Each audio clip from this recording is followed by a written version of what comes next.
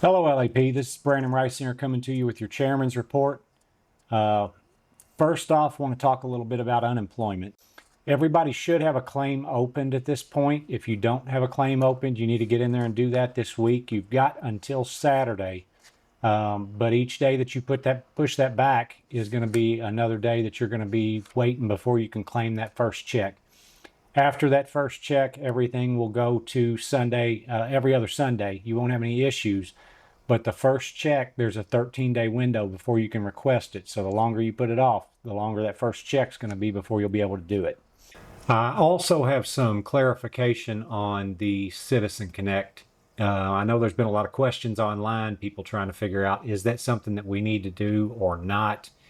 And the answer to that is actually maybe. So here's where it lays.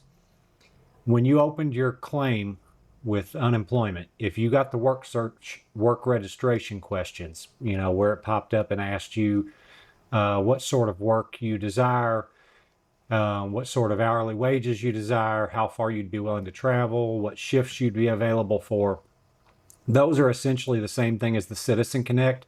So if you got those and you don't register for Citizen Connect, you're not going to have any issues.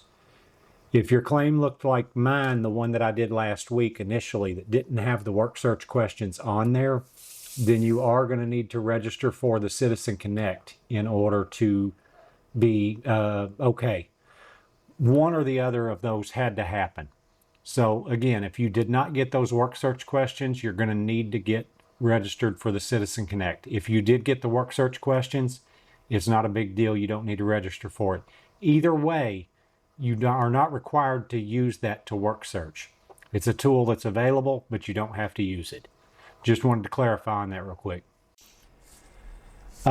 Did get some clarification from Labor Relations. We've had some conversations about subcards. So the way that's going to work, if you receive a payment from unemployment, they are still going to be getting the file from unemployment.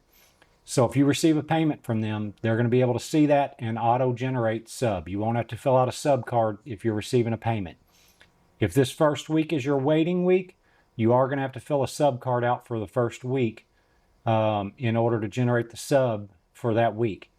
But anything where you receive a payment, and if let's say this is your waiting week, because we're on bi-weekly, you're going to be requesting both weeks on the 18th.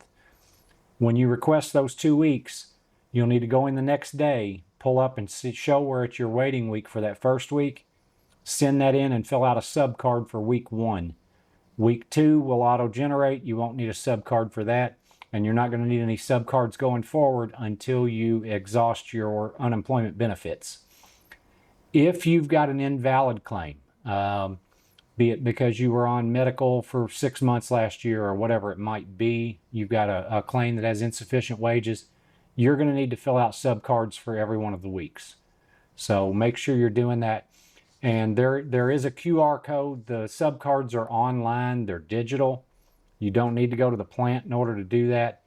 The QR code, I believe, is floating around on Facebook a little bit. We've also got packets up here at the hall if you want to get a hold of one of those.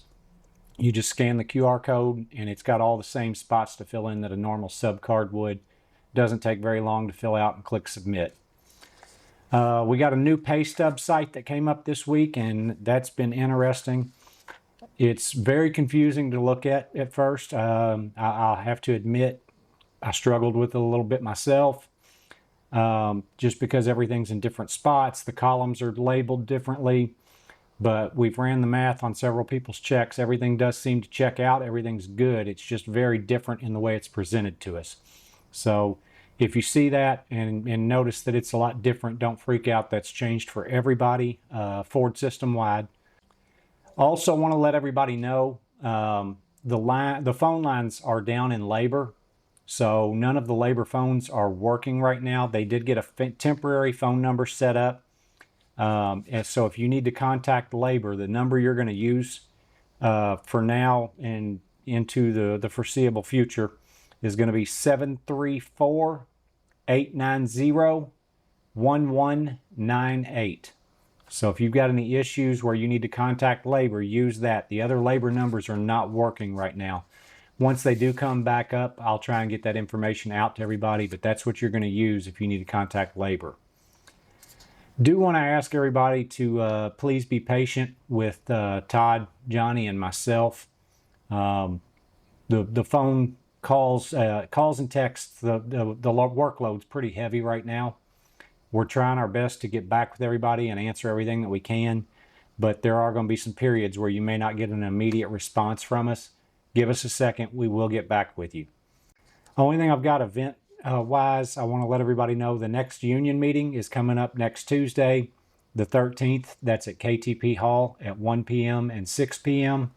And also the rec committee's paint event. If anybody's interested in doing that, get with the financial secretary down at the hall. That event is a $10 deposit for members and $25 for guests. Members will get their $10 back when they show up at the event. And they paint like a door hanger. I believe they have refreshments and some snacks and stuff there too. From what I hear, it's a really good time. So if you're interested in doing that, get with Rodney down at the hall and get yourself signed up. They do still have some openings. That's all that I've got for this week, and we'll see you next week.